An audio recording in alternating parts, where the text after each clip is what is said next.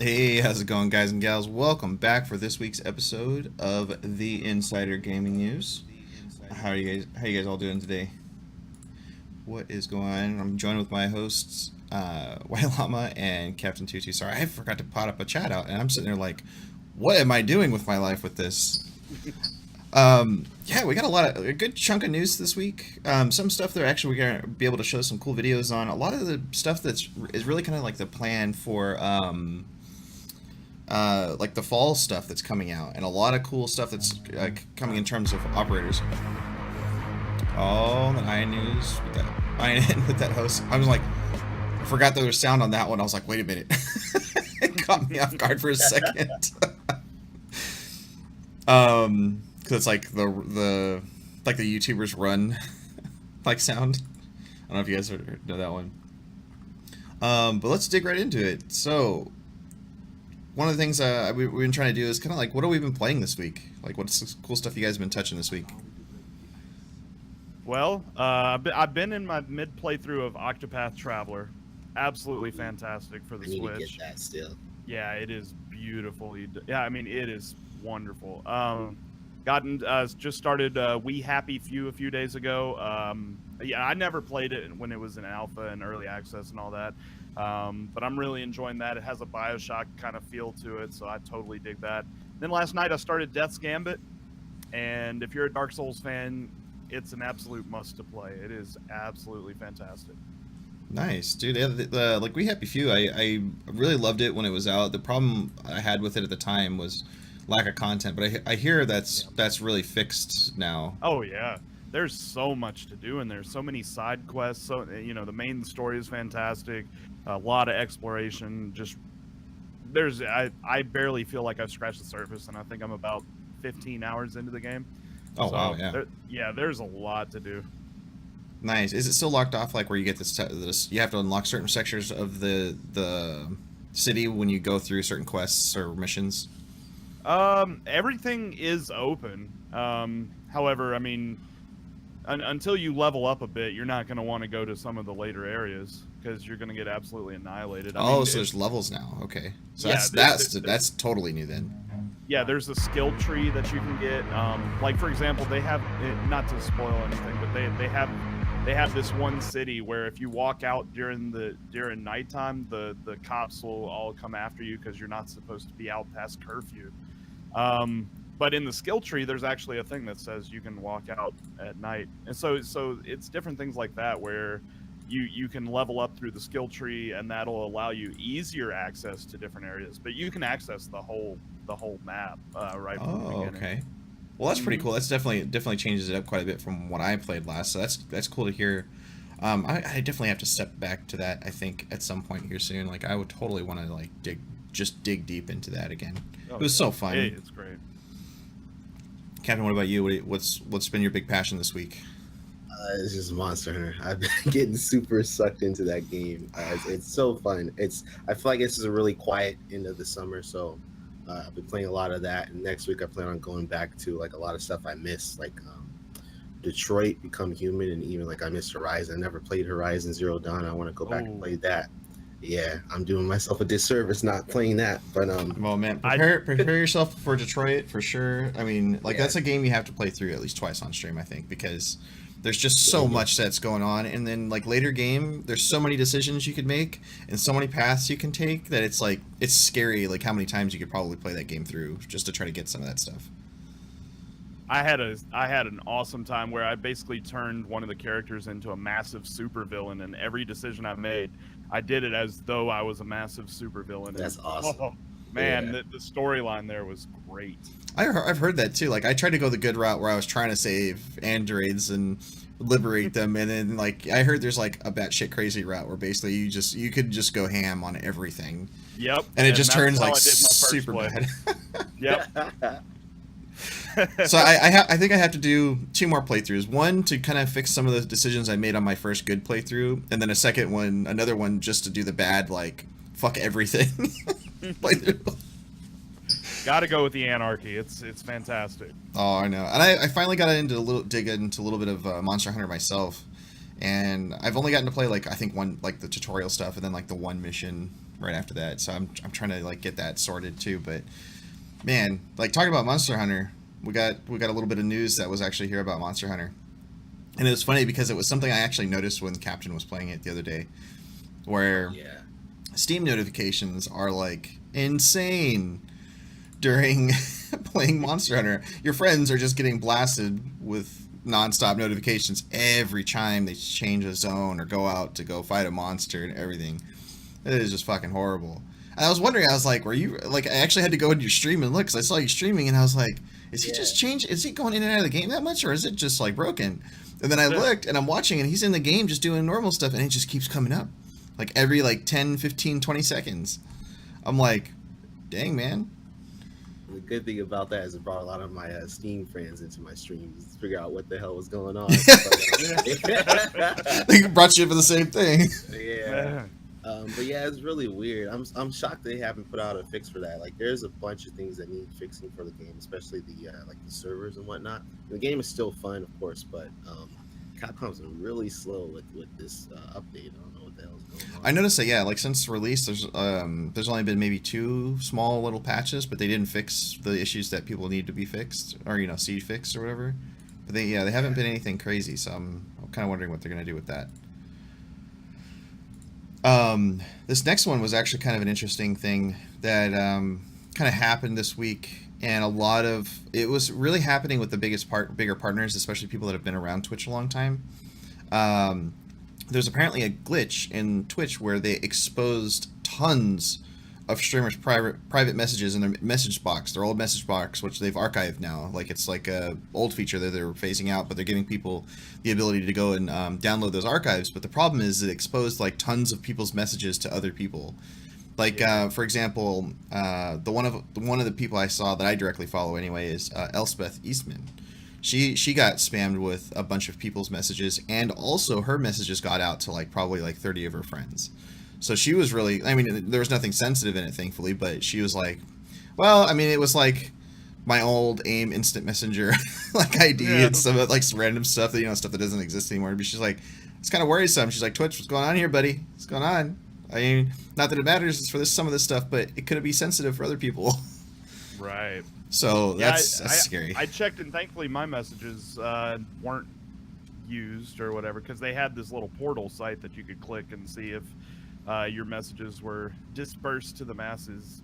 Of course, I didn't really have anything to worry about. I mean, I sent a random dick pic or two, but I mean that was about it. But yeah, no, I'm kidding. But anyways, no, it's trash. I mean, come on, Twitch. Yeah, that felt like that should have been something they should have tested way before, like ever letting that stuff get out. Like, what the heck, man? Yeah. That seems a little far fetched or something that they shouldn't have done. But that's kind of the status quo for Twitch, right? They just like unleash a new feature without really Yeah, testing it, and that's then they say, "Hey, have fun with this. Let's see if it works." pretty much, And that's and that's kind of the track record. Like they're getting that bad rep for that, and like to some degree they're kind of trying to fix it now with the whole the board, the discoveries board, or the new features board, basically to try to like show Yeah. people what's coming up next. But at the same time, when there's like a lot of backlash and stuff, you don't really see him doing a whole lot about it, which is the other thing Right. too. Like it kind of makes you wonder, like, okay, are they just trying to throw this stuff in our face just because, or is there some kind of reasoning behind it? Like IRL, like we talked about IRL and creative going away in lieu of 10 new categories, which I think is fantastic, by the way. But then there's some of those categories they're gonna kill it because there's never going to be that much interest in those specific type of categories, or you're never going to see like a massive amount of viewers in each one. Like you might see it for like the first couple weeks of them launching next month, but I don't think you're going to see like tabletop RPGs ever become a big thing aside of like maybe Yogscast and Geek and Sundry doing their thing. Like that's about the only time you're really going to see those channels anywhere near the top, or at least in somewhat visible range. Aside of that, or even Critical Role. I guess Critical Role does their thing on Twitch too. So some of those like categories I could only see being around or big, viewable at certain times when certain people are playing stuff. But I think it's better overall because you do have people that are kind of like looking for specific stuff as well. Like maybe there's people looking for those tabletop stuff. So. Oh yeah. I mean, we all know that ASMR section is just going to go blow up like crazy because everybody, their mom is an ASMR right now. In fact, one of INN's newest streamers, Keg, he actually hosted one of his team members last night, and it was a guy doing ASMR, and I'm like, it's not often you see a guy doing it, but at the same time, it's kind of weird. It's just me personally, but it was kind of weird seeing that. It's different. Yeah, I just don't get the fascination. I mean, everybody's into their own thing, but it just creeps me the hell out. Yeah, it's so weird to me. I don't understand ASMR to begin with. Like people apparently get off on that stuff, and I'm just like legitimately, I'm like, why? Like what is somebody rubbing your ears and making sounds and they're gonna do? Like in fact, that half the time, what happens is you go and have somebody go and do the same thing near your ears in real life? Creepy as hell, right? Yeah, just a bit. But it's like the equivalent of that, like getting creeped out just through your headphones or your headset. Because like ASMR in terms of like nature and natural sounds. Yeah, see, if it were it's that stuff that makes sense, but like somebody going and like whispering sweet nothings in your ear don't make any sense. Yeah.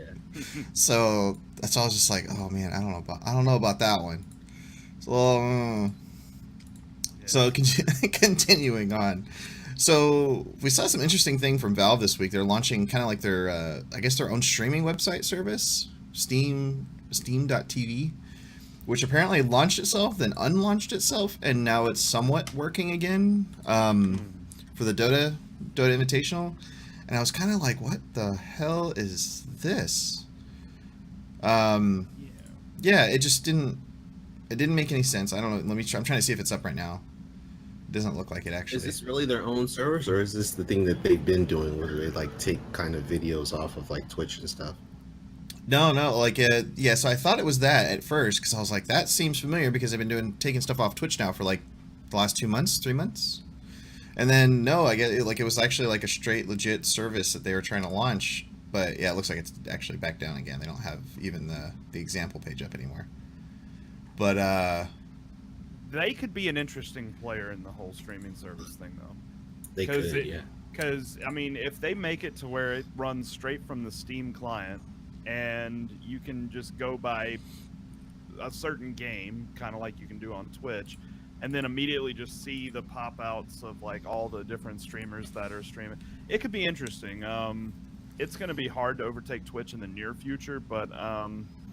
it could be a thing. It could be a thing of just. It won't. I don't think it'll gain individual streamer attention. I think it's going to be a way for people to see live gameplay of the games they're looking at buying on Steam. And I think that's ultimately why Valve would do that is to push more sales of games on their client.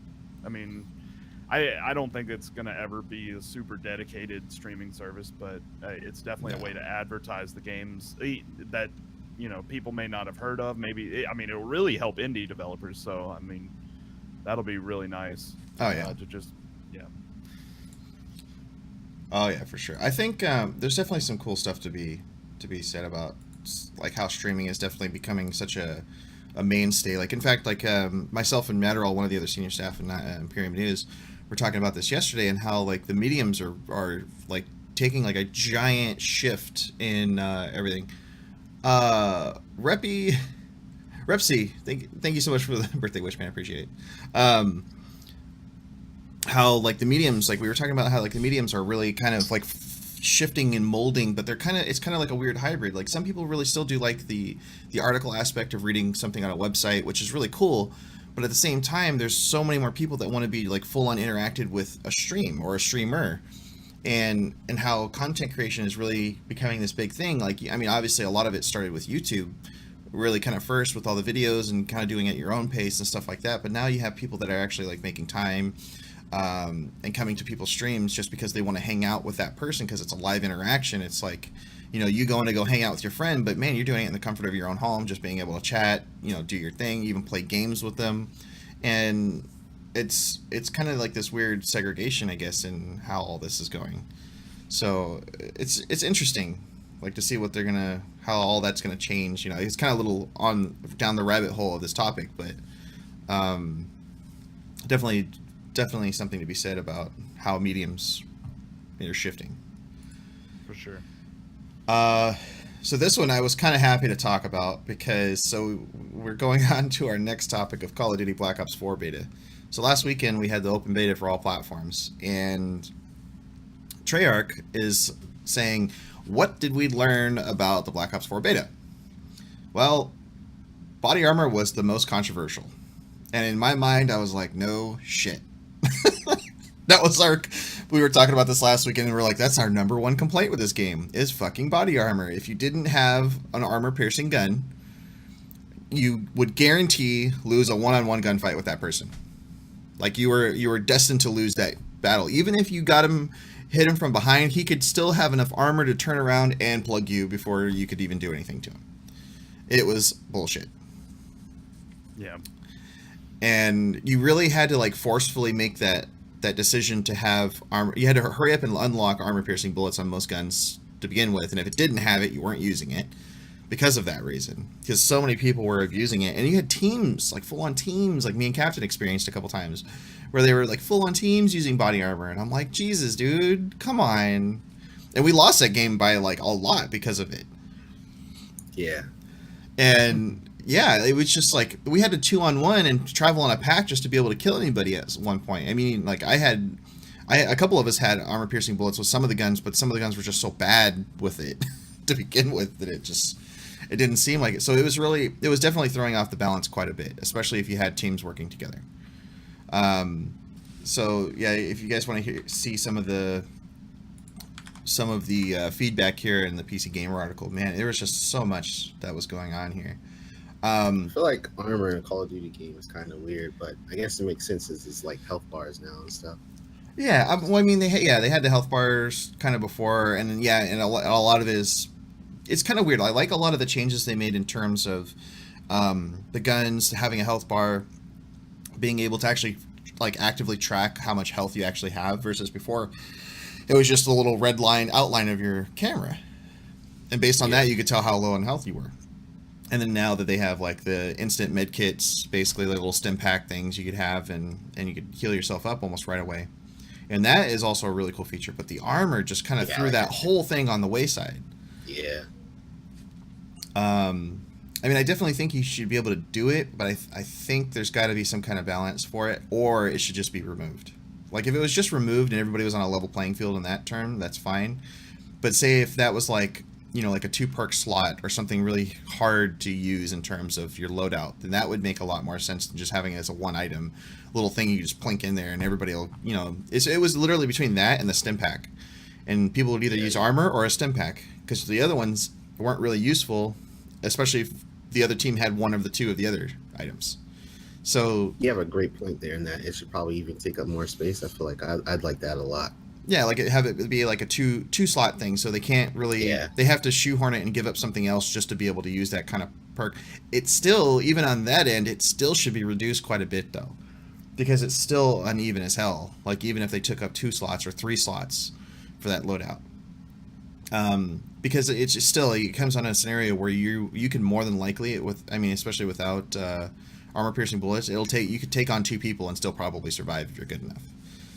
So it's definitely something to be thing. But one of the things they said is it's really important that we see the full range of create a class content and play with a lot of data about player performance with this content before we rush into any changes with it. Let's give it a few more days to breathe. Well, I mean, I think you guys had a whole weekend for it to breathe, and I think the general consensus was that everybody fucking hated it. But that's just me. I mean, everybody I talk to, even people I talk to in game randomly, I'm like, "Do you guys like armor?" And they're like, "No." Mm-hmm. You know what? Now I think about it, I wonder if they brought armor in mainly for Blackout. Like now, I could see that for Blackout, but if not, that maybe they should keep that to Blackout. Yeah, exactly, and not in the the normal standard PvP multiplayer. Yeah, in PvP multiplayer, it's too overpowered. I could see it being useful if you pick up an armor or pieces of armor or something in the battle royale mode. But of course, we haven't seen what the actual battle royale mode looks like yet. So that's another thing that kind of leaves us to question.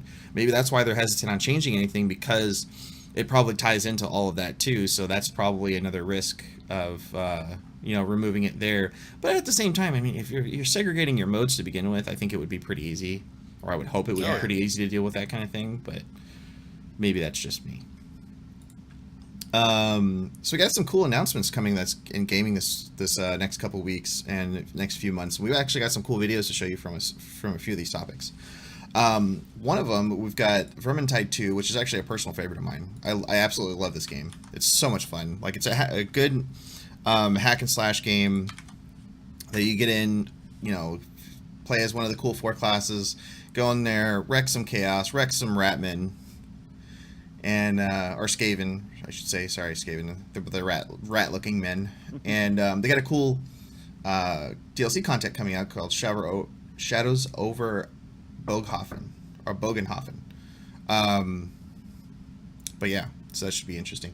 And actually, I gotta give take over for a second, guys. I have to shut my camera off. I got somebody at the door. All right. Second. Yeah, I've never played any of these Warhammer games. They've always looked interesting. I just never have found the time. But I was watching the video of this. It looks really, really cool. Yeah, I played the beta and I really enjoyed it. A lot of the Warhammer games are really different. Like, I think some are like strategy, some are like third-person action, but this one is like very Left 4 Dead inspired. We'd love to play it, but yeah. Oh yeah, I mean it's definitely like super fun. It's very fast paced too, which is my favorite thing of Vermintide. I mean, even if you go through and you're just playing as your normal thing, like you're always active with it. You don't really feel like you could fall asleep.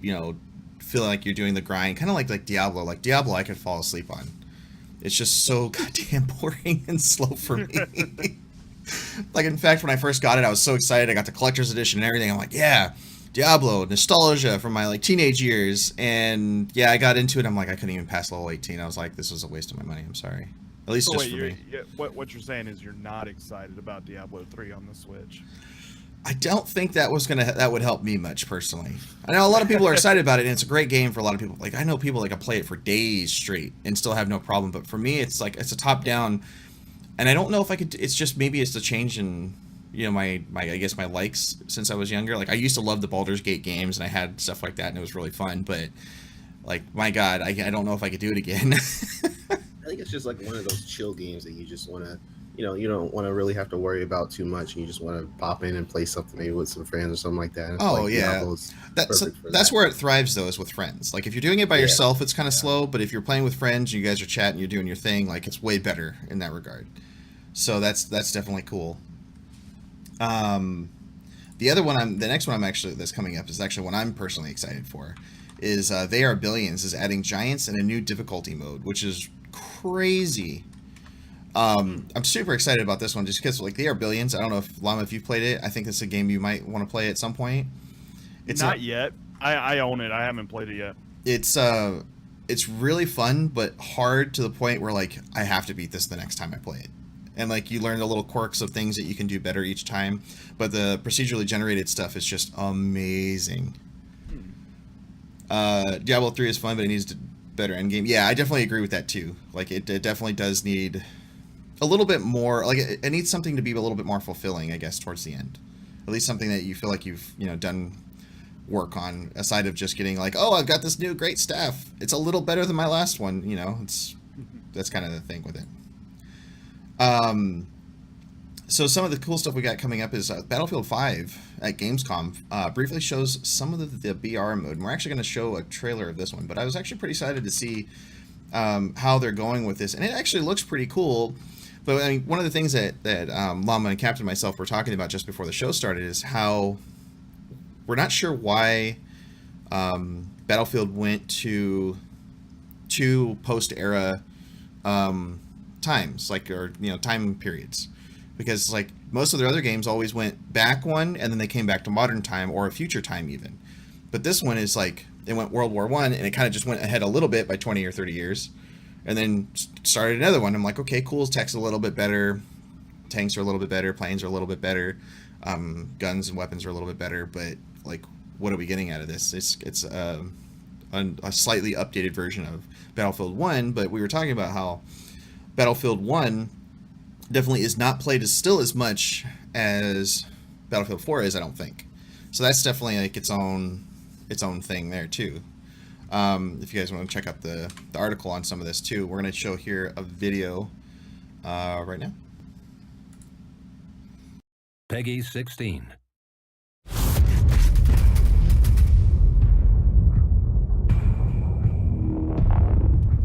Welcome to Sweden. It's November 14th, 1989, and you're about to get a closer look at the open world of Generation Zero. This is Generation Zero. Why did it switch? Okay, we're showing Generation Zero, I guess. In Damn it. Generation Zero, you play as a young adult returning from an island excursion. It switched when I together copied with the friends. scene. Upon reaching the mainland, you discover the world abandoned with no other people around. I was like, why is this different? Worse yet, you find yourself hunted by a mysterious force of deadly machines. Now you need to find out what has happened, while at the same time trying to stay alive, and eventually wage a guerrilla war against the machine invaders. Generation Zero allows you to create a unique 80s hero and play on this your looks own really cool. or together with up to 3 friends in seamless co-op. You will explore a beautiful but dangerous open world where you constantly need to keep a lookout for enemies roaming while trying to find the equipment to survive and fight. The machines come in many types, sizes, and variations, constantly challenging you in new ways using different weapons and sensory equipment. Wear them down and disable their systems by pinpointing and taking out armor parts and components. Seize the upper hand by utilizing stealth, group tactics, or special equipment to distract or confuse the enemies. Use these in combination with objects in your surroundings to create traps and ambushes, and turn a difficult fight into a winnable one. Should things go south, fleeing is a valid tactic. Since the machines are persistently simulated in the world, they will continue roaming if not killed. Whether you locate them minutes, hours, or days later, they will still bear the scars of your last encounter, waiting to finish the job. Oh, damn. As you play Generation Zero, you will scour the open world for different weapons and upgrade your favorites with attachments like scopes and silencers. Take down powerful machines without damaging their parts, then scavenge those same components and use them to augment your weapons with high-tech enhancements. This will come in handy when fighting in different conditions. The dynamic day-night cycle and weather systems will not only impact your senses, but also the enemies, making for constantly evolving battles. You are free to explore the world at any pace and direction. And if you look closely, the world will tell the story of what has happened. The pieces of the puzzle are there for you to discover and figure out. Just remember that some answers come harder than others. Holy moly.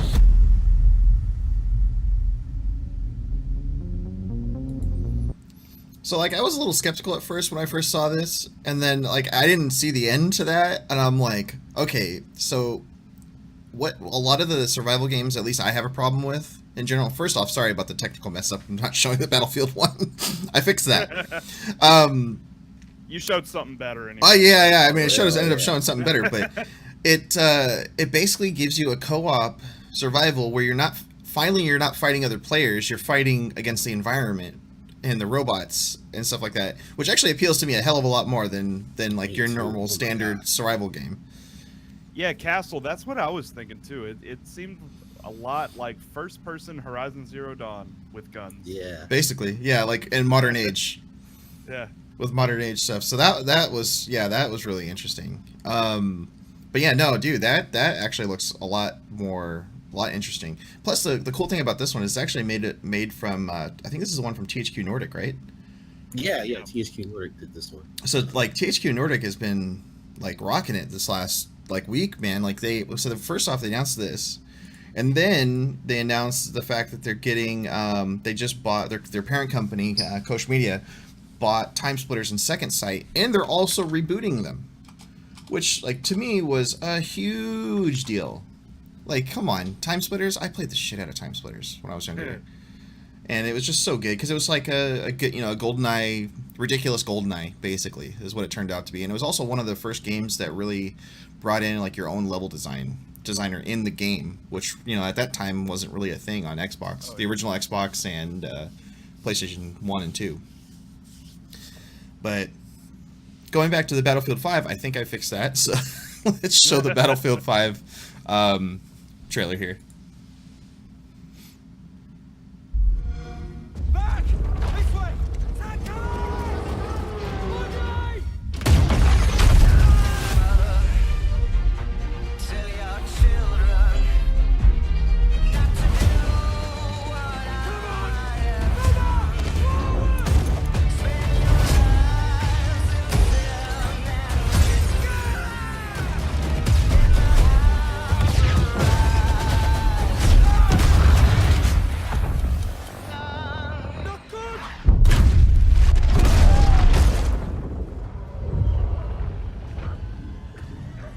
Some meter to that claim look almost futuristic.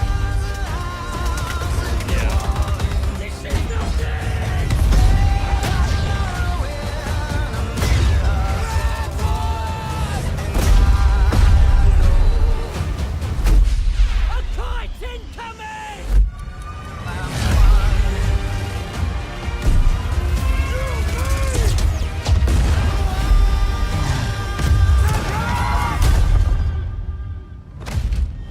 This might make it worse getting the Origin Premium Access thing.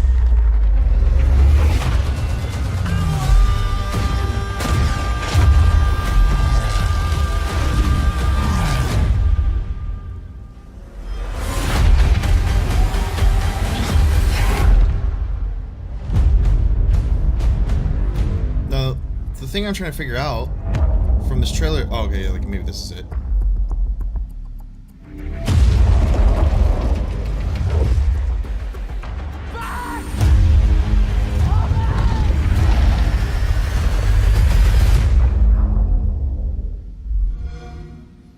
Games play best on Xbox.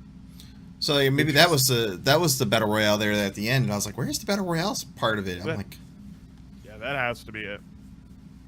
"Yeah, I don't know. It looks cool. I mean, yeah, you're right. It might be a reason to get the Origin Pass for instead of actually buying it, because you just get you pay your $15, you get all this, get the stuff, and be able to play it at the full game level as long as you want and everything, and then you don't have to actually invest in it." Yep.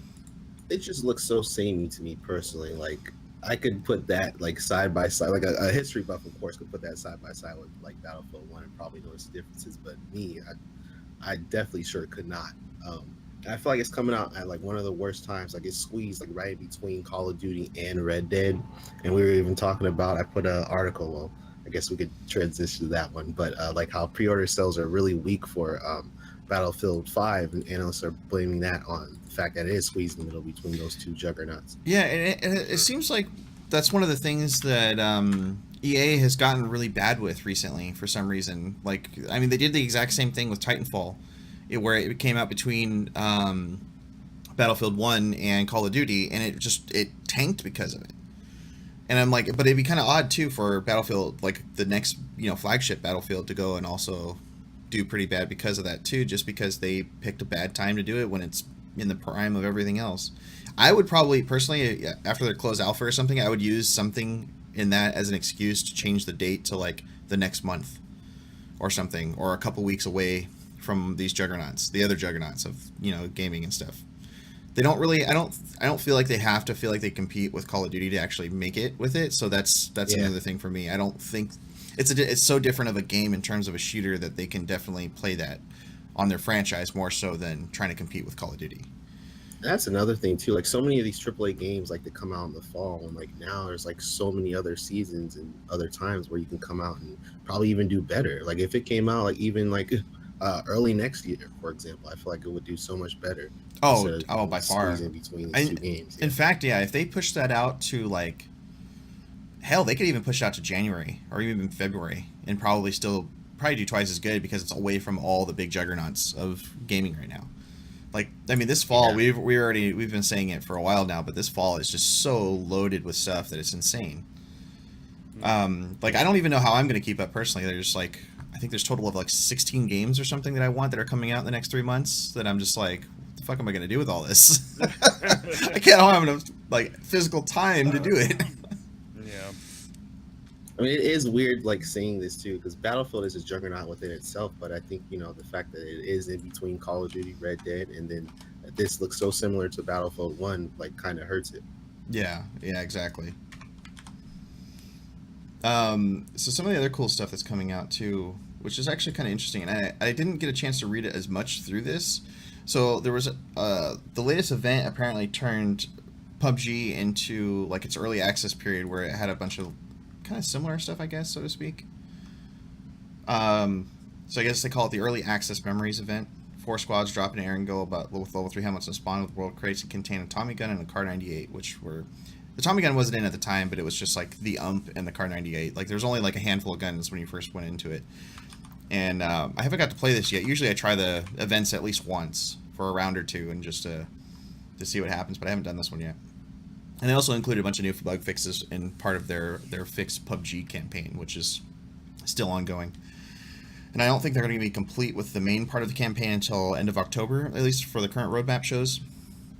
So we'll definitely see how that pans out.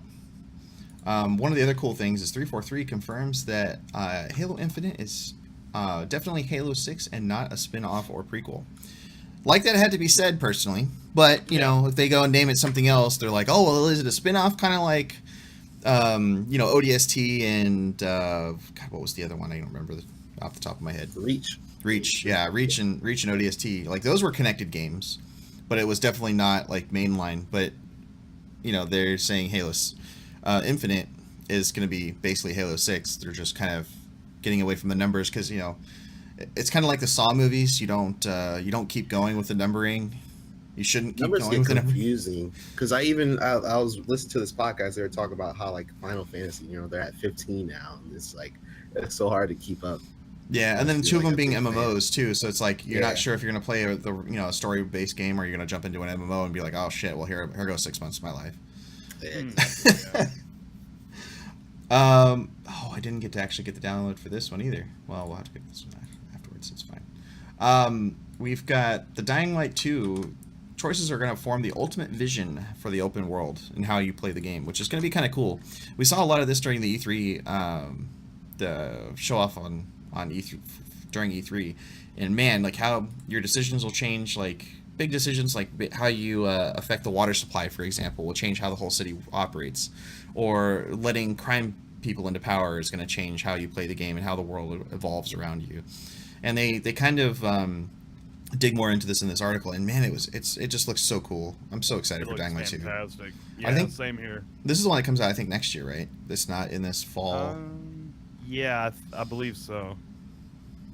I love the first Dying Light. That was like my favorite game when it came out in 2015. And this one, like I was hoping for a sequel. And this one, even so far, just reading these impressions and seeing the little videos, like it is far above my expectations even at this stage, which is crazy. Yeah, and I mean, the game hasn't even come out. We haven't heard a whole lot of other decisions. We haven't seen too much gameplay aside of the E3 launch, and it's just crazy, like how some of that stuff comes out. We do have a video for the Battle Right Royale reveal trailer. However, I didn't download it, so if you guys want to check that out, it's here in chat. But the Battle Right Royale looks really fun. I'm a huge fan of Battle Right by itself because it's not just your normal like League of Legends style MOBA. You're gonna get in and you're just PvPing. You and either 2-on-2 or 3v3 are just PvPing. You're going in there and just wrecking each other with your own abilities. You're not playing this game where you have to go down the lanes, destroy the stupid towers, or do any of that stuff. It's just straight to the action. Like, oh hey, I want to go in there and my team's gonna fuck your team up. You know, it's like that's pretty much how it goes. And it's great because I mean they've got their all different classes. They've got the support, the main damage. They've got a little more tanky characters. They've got healers. So they've got a lot of cool stuff. If you guys haven't checked it out, it's definitely cool to check out. They do like weekly rotation on heroes. They do have an all heroes pack, but it's free to play. So it's definitely going to be pretty cool. I really like how different this is. Like just the fact that it's smaller map, and I think there's like 9 people, and like everything is like weapons based. Like there's no guns or anything like that. Oh yeah. So I think there's a couple people with guns, but I don't, in the Battle Royale, I don't think there's going to be guns, or the people with guns are not going to be in it. You're not going to go around with a scar or anything like that, at least. Oh yeah. So the other big news, Captain, I'll let you take this one, man, because I know you guys are excited about this. For so Diablo. Diablo 3 has been announced for the Switch, and it's really weird because they kind of teased this on and off like for the past year, I want to say. But people assumed it was coming, but now it's officially official. It kind of leaked before they made the official announcement, but this is really like awkward and cute video that Nintendo put out that you guys should check out. And it's launching sometime this fall, and it's going to launch with exclusive Nintendo themed DLC. I believe so you get like it's a bunch of Zelda stuff. So you get like these those transmogrifier skins, and you could be like Ganondorf, and you get like a little chicken pet, the cuckoo pet from Zelda, as well as and you get like these awesome like spectral wings that kind of are like purple. It's supposed to be like Ganondorf. You get like a cool sword if like you're the I want to say I think he's a warrior. The warrior, barbarian. Oh yeah, the barbarian. Yeah. That is pretty cool. Getting in Diablo just seems like pandering. But a big complaint I'm hearing, and I kind of agree with a lot of people, is that it's like so many people have bought Diablo 3 on so many platforms. Like I first got it on my my computer, of course, and I got it on PS4, and it's like now it's coming to Switch. Of course, I want to play it on Switch. I feel like a game like that is just perfect on that console, but it's coming at a full $60, which is big. I don't know about that. Yeah, a game that's been out that long. I mean, even on a new platform doesn't really. I mean, unless they're giving you the DLC with it. Yeah, maybe it's the complete version, but still, I feel like that's too much. I would be happy with 40. Like 40, I feel like is a perfect price point, but 60 is I'm still gonna get it, but damn, I feel like it's too much. Yeah, I couldn't justify buying it a second time for me personally, but that we talked about that earlier. I could just fall asleep playing that game because it's just not me anymore. But another cool news, which actually kind of relates back to a little bit of the Battle Right stuff. Hi-Rez Studios actually splits into 3 new studios, which is kind of cool. So they're moving their development teams to kind of reach and fulfill their maximum potential. What they're doing is they're moving their teams over for Paladins and Smite, which is going to be one team. Then they got one for, it's one for Paladins, one for Smite, and one for Realm Royale. And they're dividing them all up to be able to cater to each game more and be able to take care of them more, because like Smite still has a really big esports scene. Paladins has still got a pretty relative good size esports scene, and then also Realm Royale is picking up speed, although I hope they just stop making across the board changes that are pissing everybody off. That's the only thing that seems to be the big issue with them. Even though they give you a disclaimer saying that they're going to do it, it just kind of needs to be, give a little heads up on it first. Yeah.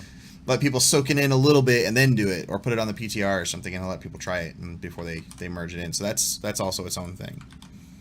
But yeah, I mean, it's really cool news. Like, being able to have them focus on their stuff is going to definitely be a cool thing to see and go through.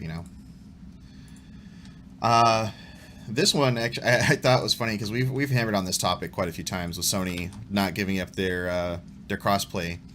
But Bethesda is says it's absolutely critical that Sony allows crossplay for Elder Scrolls Legends, because obviously the bigger the community, the better.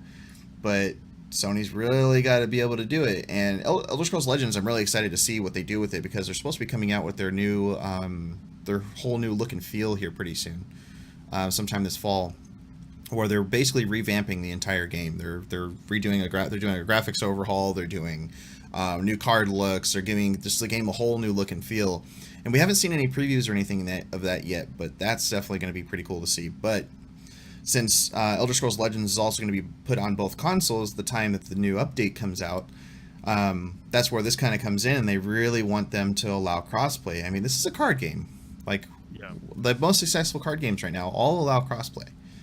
I mean, Hearthstone, for example, and now that granted, that's only on two platforms, it's mobile and PC, but still, like, people rely on playing on their phone and PC. Elder Scrolls Legends currently is in the same boat. It plays on PC and mobile, and it's crossplay too. So like, you hop in anytime. You're like, oh hey, my friend's playing. Like, let's just go and connect with each other, and then we play the game together. So it's definitely going to be important, I think, going forward. Yeah, I really love this initiative, and I think it's really good that Bethesda is like one of the first big AAA studios to really put their foot down on this and be like, we're not releasing pretty much on PlayStation because you guys don't offer crossplay. But with that being said, I still feel like it's going to take a bigger game for Sony to really be like, what, hey, maybe we should really think about this and consider this. Like, I really wish they could have been like, Fallout 76. Like, I know they're doing it for money, of course, but I really wish that Bethesda was like, we're not going to release on PlayStation unless you change this so we can offer crossplay to everybody. Like, I feel like that would have definitely. Oh yeah, Fallout 76 would have definitely been that would have been a no-brainer in that regard. I don't, Yeah. but is Fallout 76 even doing crossplay for? Well, for they PC? said Todd Howard said that he wanted to. There was an article about it, and he wanted to do it, but they, because of Sony, he just said, we're not doing it, pretty much.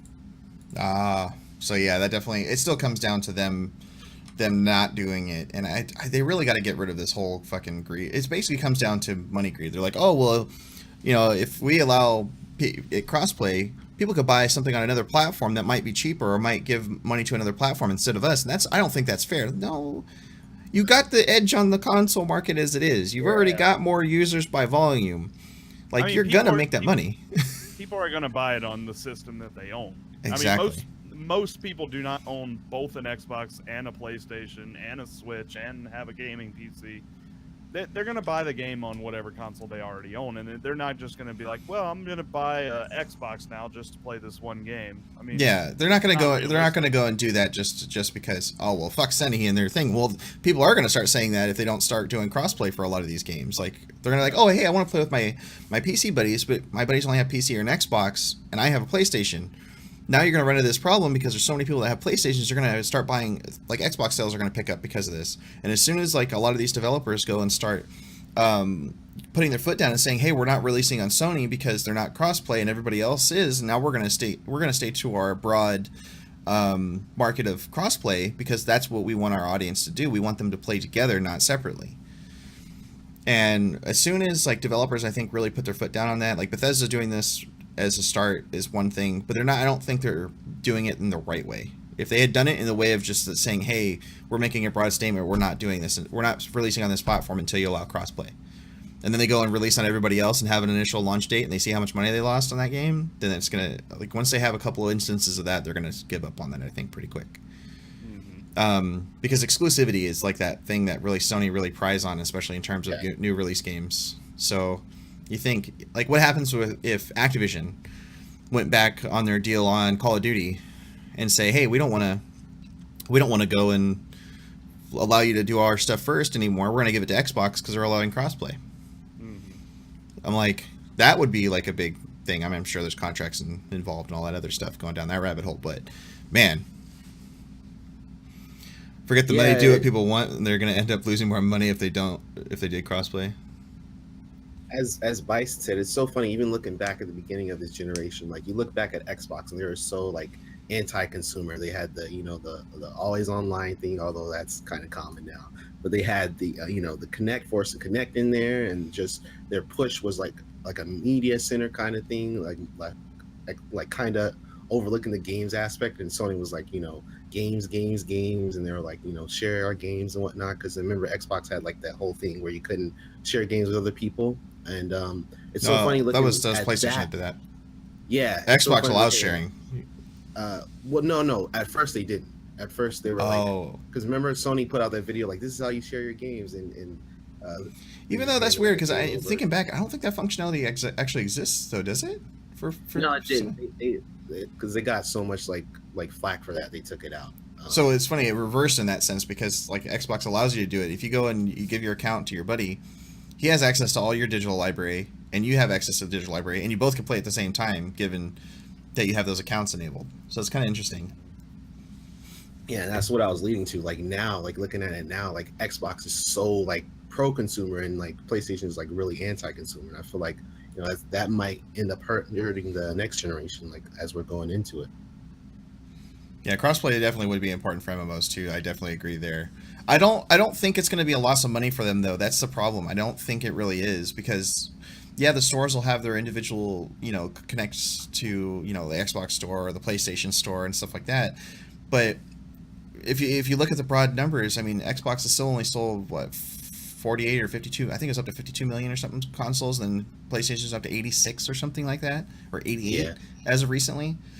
And I'm like, dude, that's just that alone is. I mean, that different, huge million unit lead, more than a few million unit lead, is definitely going to make up that difference by itself, even if they're counting it on the money aspect.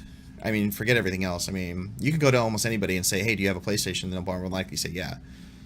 Because I know a lot of people, even PC players, they'll get PlayStation 4 more so because they got the exclusives and all the other stuff, which we all know that Sony's dominating in that market too.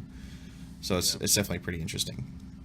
And I feel like, as you said, like the money they get like for not allowing crossplay, I feel like it just has to be so like minuscule, like versus like their exclusives and stuff like that. Like it just makes no sense to me. Like why? Yeah. Well, and the fact that they just released a allow statement that was the problem they had with it is that they think they would lose money on it. I'm like, no, Yeah. guys, it's not. That's the furthest from the case. Yeah. In fact, the more you go and play friendly with the consumer, the more they're gonna like you and want to spend money on your platform versus wanting to go somewhere else. But now you're playing this game where you're getting to the point where you're gonna start forcing people to other platforms because you're not doing it, and that's the difference. That turns into a whole different problem that you didn't have before. Right. So it's just weird how they're doing that. Castle says Xbox One was originally going to allow people to share online, just not physical copies. Thank you for the clarification. Oh yeah, that's right. Yeah, they were sharing online. Yeah, and now it is. They still you can share online, but you have to have that person's account and do it. Like I know you could do up to 3 or 4 Xboxes total, so you and 3 or 4 friends can buy just one copy. It's kind of the same thing that me and my brother do. We have our own Xbox Live accounts, but we share gold and games on our Xboxes. Like we can play the same game for one price, and that's actually why we played a lot of that stuff on Xbox initially, just because of that. We saved a ton of money. Instead of having to buy 2 copies, we had to buy 1. That was it. And Bison is right. Like PlayStation is leading the charge. Like they started off this generation so good, and their exclusives, like man, they speak for themselves. Like Yeah. that's all they need. Their Yeah, exclusives for are just sure. top notch. I mean, just like right here on my desk, you guys can't see it, but Detroit Become Human and God of War is right here on my desk. That's 2 exclusives that came out in the last few months, and then Spider-Man, of course, is coming out in a few weeks. Weeks away. That's crazy. Yeah, so that's definitely going to be its own thing. One of the other big cool things is coming up tomorrow. We got our announcement for the new next generation of NVIDIA graphics cards, which I kind of thought was interesting. I thought they were going with the 11 series, and they're saying screw the 11 part. They're going to straight to 2020 series Yeah. or 2000 series, and a bunch of the specs got leaked online, which is kind of exciting because it. Of course, it's a new generation of video cards, which I don't feel like we've had for a little bit. The 10 series has been out for quite some time now, like almost 2 years, I think. And, I mean, they really haven't needed to have an upgrade yet either until kind of somewhat recently where people, when you start having the need to do SLI to be able to push some games to even 4K and stuff like that, it makes a big difference. But this 2000 series is definitely going to be able to play 4K on just one single card, which is going to be really big for consumers. And a lot of the specs up there too are showing a pretty big increase in performance. I mean, you're already getting 4 extra gigs of RAM on the 2080 Ti, and the CUDA cores, which is like the processing power, goes up to almost 700 or 800, which is almost a whole graphics card by itself in performance boost. So imagine, I mean, it's probably going to still be like close to $1,000 video card, but still, like, I'm super excited to see what they do with this. I'm always one of those people that go and get the latest and greatest a couple months after it comes out. I'm always one of those people that ends up getting the previous cycle right before the announcement of the new thing. Like, I just got my 1080, and now I feel so stupid. This is about to come out. No, I mean, well, I mean, it's I have waited still just a little bit longer. even the 1080 or the 1080 Ti, they both play so good still. I mean, everything is so solid on them still. So I don't think you're missing out on that. I mean, they still play everything. Oh, everybody does. Everybody does. So, Captain, I know you know a little bit more about one of our top story topics for today, about this IGM plagiarism deal, man. Like, you've been reading up on this a little bit more than I have, because I was kind of blowing it off at first, but apparently, man, this is turning into like a huge deal for IGN. Yeah. Tell us a little bit about this. So I follow this really, and I think this really kind of speaks to my heart because I love journalism. I'm trying to get into journalism myself, and so basically, for IGN, there's a review for a game called Dead Cells, and Dead Cells is a really cool looking game. I still haven't played it myself, but I have it. I need to play it. And the review went up. It got like I think a 9.7 from IGN, and it's got great reviews like all across the board. But a YouTuber by the name of Boomstick Gaming found out that review was super similar, and they put out a video kind of comparing the two reviews together, and like a lot of the words and just the way that it was formatted was just like so like on point. Like, it was like the evidence that this dude plagiarized was like just damning for him. And so IGN looked into the matter, and they figured that the evidence was really like spot on, so they fired him because of it. And this guy, it's like a huge saga. It's crazy because like just when you think it's going to end, it just keeps getting better and better. So he put out like an apology, or in his case, worse and worse. Yeah, it is worse and worse. Exactly. He put out an apology video, basically like not even apologizing, just kind of like the typical YouTube apology video where he just sits down in a chair, looks all sad, tries to act like the victim. And then he also like tries to call out like the people that like said that he plagiarized and find evidence, like I dare, almost like I dare you to find more evidence. Lo and behold, they found more evidence of this guy plagiarizing stuff, and there was like over a dozen cases of just plagiarizing. Oh my God! Plagiarized like his LinkedIn profile, so IGN had to go in and basically scrub everything he did off of the site. So yeah, it's just crazy. Like, to me, it's just stupid because it's like games are so easy to talk about, like especially if it's your passion. Like, just us talking about it right now. Like, why do you feel the need to plagiarize? Like, it's. I mean, it sounds like just laziness, really. Like, I don't want to write this full article. Let's just do this. But it's not like if it was a writer, that's one thing. I could maybe understand it to some degree for a writer. This guy was an editor. Yeah. Like this is way above the writer, a step above the writers, where he's like managing these guys and like giving him tips and tricks and everything. And when he goes and comes in and writes an article on himself and he's plagiarizing somebody, not only does that look bad on him, that looks bad for his writers too. Like, his writers could have, you could have given this to his writers, and his writers would have done that job and actually reviewed it right. Like, it's, oh my God, like all the stuff I keep seeing on this is just insane. Going back and looking at it, but yeah, you guys can check out the whole article there. But man, like, wow, even his LinkedIn resume was copied from a job template website. They put it in the article, like word for, and it's like a little template that he just copied, which is crazy. Mm-hmm. Yeah, this is sad. Like, it looks bad on IGN as well. Like, just to like work for one of the biggest, probably the biggest gaming site in the world, and wow, the LinkedIn example that he gave here is verbatim. Yeah, it's not even what. Why would you do it to that degree? Like, okay, if you're any kind of journalist person, you had to obviously write something and give it to the company when you interviewed and did all this stuff. And he probably started as a writer, not as an editor. Or unless he did start as plagiarized that too. Yeah, I'm like, unless he did come on as an editor from the get-go, it's just like, what the fuck was this guy thinking? Oh my God, it's just wow. Yeah, he took down like his apology video, like I want to say like a day or two after he posted it, because it just got so many negative like comments and feedback, and like you could easily tell that it was just so like such bullshit. And like ever since, no one has heard from him at all.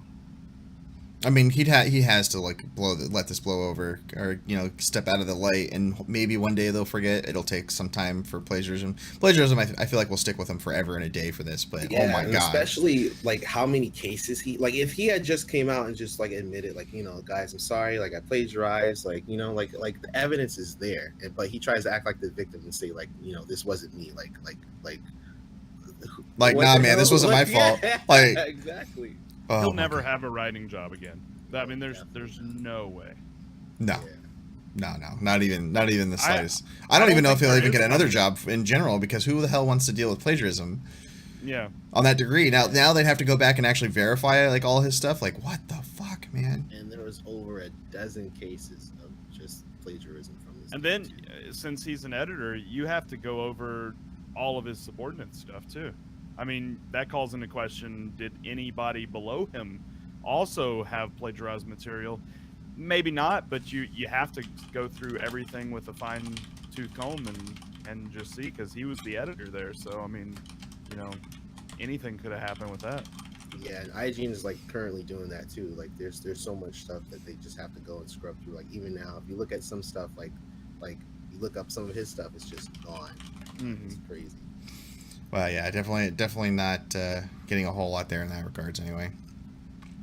So we're going to touch back on one of our topics we had last week, which kind of was our top story that we went through quite a bit last week, and I know Potato Plug was quite into this topic as well. But Ninja, we talked about Ninja's Polygon article, where he talked about where he wasn't playing, doing co-streams with female streamers just to avoid the rumor mills, which is the gist of everything. He was avoiding it just to avoid the rumor mills and kind of back up to that. And there's a huge slew of controversy that whole week because of it, because people were some female streamers were feeling that it was like a sexist thing. Other people were defending it, saying that's just him and his life and him protecting his life, which is kind of on it. I see it objectively. I see both cases or where you can go, and it's definitely a very, very fine line, especially for somebody as big as Ninja with almost 10.5 million followers on Twitch, 3.2 or something on social media and more, and millions more on YouTube. So it's just crazy to see some of this. But he released a response to it, basically, and he basically said, I wanted to take a moment to address the discussion around the article that came out over the weekend. While I understand some people have implied my views mean I have something against women, I want to make this clear. The issue I'm addressing is online harassment, which is what I took it as too, and my attempt to minimize it from our life. It is something that affects all streamers, especially ones that make their relationships public. I wanted to bring the attention to the issue, and my comments should not be characterized as anything beyond that. Having just celebrated my 1-year anniversary, my wife and my family will always be the most important thing to me, and I am doing my best to protect them. We are fans of all kinds of streamers and gamers: Carvey Llama, Julia TV, Haley's Auto, or Haley's Pseudo, and a few other favorites. Encourage others to check out their channels. I look forward to the opportunity to meet and play with all kinds of Fortnite players in the future tournaments and events. Which I think, to some degree, actually kind of clears it up, but there's still people still kind of upset about it to some degree. I definitely get it on the end. Like, I took it as the end of the online harassment part. Like, they, even in the article that it was written in Polygon, it definitely still addressed instances where what he was trying to avoid was brought up exactly there, and it was with TSM Daquan, which is the second largest streamer now on Twitch, and where he plays with another larger partner streamer on Fortnite, and the rumor mill started about that, even though they'd only played together maybe twice. So it's like, to some degree, I get that, but I don't know. What do you guys think after this response? I think it goes back to, do you feel as if you feel like the bigger you are, the more responsibility you have to take stands against certain aspects, then yeah, you're going to naturally feel like he shouldn't have said that. I personally, and I said this countless times on my stream, I just kind of feel like I understand both sides of the argument here, and I can't sit here and say one side is wrong, one side is right. I think both sides have points here, and I don't feel like I don't want to make it seem like I'm just taking the easy way and saying both sides are right, but in this case, I kind of get it. I mean, you know, in one on one hand, you know, yeah, you know, the internet is a brutal place, and especially the bigger you are as an influencer, you know, I could see plenty, and there are plenty of cases where somebody plays with somebody of the opposite sex, and all of a sudden they're like, you know, the rumor mill starts. Are they dating? Are they, you know, is he with somebody else on the side? Those kind of things do happen, and I totally get, you know, protecting your family and you know, not wanting to start those rumors from happening. On the other side, you know, it goes back to, do you feel like if somebody that's in the limelight like that, do they have a responsibility to speak up against that stuff, to embrace people of all kinds of sexual orientation, people of all kinds of gender, you know, different things like that? Maybe, but you know, that you're never gonna really sway somebody's opinion on that, because it's gonna be, you know, do I believe that people have that responsibility or do I not? And that's what it basically all comes down to in the end. Oh yeah. I don't know, Captain. What do you think? I know we had a little difference of opinion last week. I think Lava honestly said it perfectly. I don't think mine could be any more perfect, because I do fall on the other side where I do feel like it is his responsibility. But I do see more sides more clear now, or both sides more clear now. But I just feel like, you know, in his position, you're gonna get rumors and this and that and controversy regardless. You know, being the biggest streamer on Twitch, so I feel like, you know, it should be his responsibility to be like, you know, hey, you know, I can stream with girls, I can help bring them up, and it doesn't have to be like a kind of relationship angle or a sexual angle. You know, we could just be friends, hanging out, playing Fortnite. So that's just how I feel about it. Like, I do understand both sides, but I do feel like it should be his responsibility to kind of, you know, just Set the overlook example. all that. Set the example, exactly. Yeah.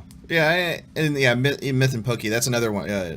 TSM Myth and Pokimane. That was another one that was really heavily talked about as a rumor mill, and it definitely wasn't a thing either. So I definitely get it from those angles as well, because that stuff sparks up faster than most things too.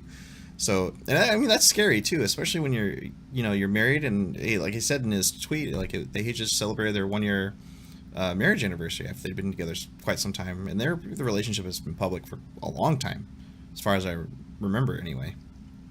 So, I mean, I definitely understand it on both angles. So it's definitely its thing. I kind of like, perfectly. to some degree, it feels like it's more or less resolved. It's like the things are subsiding. The downside I've seen is, like, even last night we noticed, I was talking to another couple streamers last night who also watched Ninja on the regular, and the sad part of it, of all this, is that he did take it looks like he took a little bit of a hit from it, obviously, from what happened with all this, like, back and forth controversy, which is unfortunate. But I have no doubt in my mind that he'll overcome it. It'll be a little slump for a little bit, and he'll come back no problem. I mean, he still is hands down the largest streamer on Twitch by quite a long shot now. It used to be like a little bit, like he's like double or even triple the size of the second largest streamer, which is, I think it's actually over triple now, getting close to 4 times the amount, which is insane. But yeah, it's definitely something there. I don't know. Did you guys put this topic in here? This next one, this first optional topic in here? No. No, yeah, I think that was like, what does this have to do with gaming? No, Michael Bay is not doing the Dora Explorer live action movie. No, I actually put that in there to mess with you guys. It's confirmed, guys. It was an IGN article, which is why I thought it was so weird. So somebody's, a little laugh for the day. I don't even know why this was an article, but it was just kind of funny.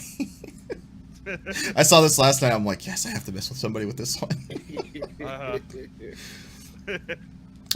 They put it in the other topics, the optional section. So. Yeah. So the other one was like the Uncharted movie is starring Tom Holland, which is nearing started production or end of production. Yeah. So that's going to be interesting, and it definitely has to be like we talked a little bit about this, how it's got to be a younger Nathan Drake, not a not an older one. Because if it's the older one, man, that's going to be really weird. Yeah, Yeah, the Tom reason- Holland is not gonna pass as an older anybody. Definitely not. No, I mean the kid. I think he's like what 19 or 20 in real life, and he still Makeup doesn't. can only do so much. Yeah, I mean, he still only looks like he's maybe 17, like on a high end. So The reason why this was brought up and why the movie producer is speaking out now is because people knew that Tom Holland was cast as the role as Nathan Drake, but of course that short video came out with Nathan Fillion as Drake, and so many people fell in love with it, and they were trying to campaign for him to be in the Uncharted movie. And I as much as I love Nathan Fillion, I think a lot of people are right in that he's just too old for the role, especially if they want to make this a franchise. I mean, I would like to see it, but I can't see it being a franchise with Nathan Fillion because of his age. I mean, even Nathan Drake though, in especially in Uncharted 4, he's not a young guy either. He's like in his late 40s. Yeah, that's very true. But as far as like a movie franchise where it could last, potentially like a decade even. Yeah. You have to think about that as well. Oh yeah. Like by the time you get to the end of it, they'd have to replace him at some point, just because I doubt he'd be able to handle that, like the kind of handle on his body and everything. So that would be crazy. Yeah, I mean, I think he could do like one movie, of course, maybe two, but after that, I don't know if Nathan Fillion could really handle much more. So I kind of understand their need to come out and be like, hey, it's near production. We got Tom Holland still, but it's weird. I'm excited for it, but it's still just a little weird to have a Uncharted movie with such a young Nathan Drake in it. Yeah, that'll be interesting. But it's also a part of the Uncharted series that we haven't really seen yet either. Like Yeah, even that's really Uncharted true. 1 starts when he's like in his late 30s, right? And then Yeah. the games span across I think almost 10 years between 1 through And 4. I mean, in some of the, I know in 3 and 4 they do briefly let you play as Drake as Young- a child, younger kid. So that'll probably be where it starts off, and then maybe in the future they go towards an older one. I don't know, but Well, that's also true because they did a bit of that in Uncharted 4 also, where you got to go do like flashback parts with him and his brother. right. So that's also could be definitely a thing. And so Castle, yeah, like Keanu Reeves is definitely much older, but Keanu Reeves is also takes way better care of himself than him and like Nathan Drake does. I mean, not Nathan Drake, Nathan Fillion. Nathan Fillion, yeah. Nathan Fillion's a little on the heavy side, yeah. and he's Yeah. been like that for quite some time now. I think actually since the Firefly days, and that's been over 10 years now. But Keanu Reeves like takes really good care of himself too. So I don't know. Mhm. I could see it. I could see it either way. If he took a little bit care of himself, he probably could do it. I think Yeah, he would have to like hit up the gym right now, get a really strict diet. He could probably do it, but I don't know if they want to create a whole franchise, with Nathan Fillion. Yeah. It's funny because like a lot of these fan things are always so much better than some of the stuff that ends up coming out. Like I don't know if you guys remember back like when they did the Mortal Kombat thing, the Mortal Kombat like live action thing. Yeah. That was so That was freaking awesome. cool.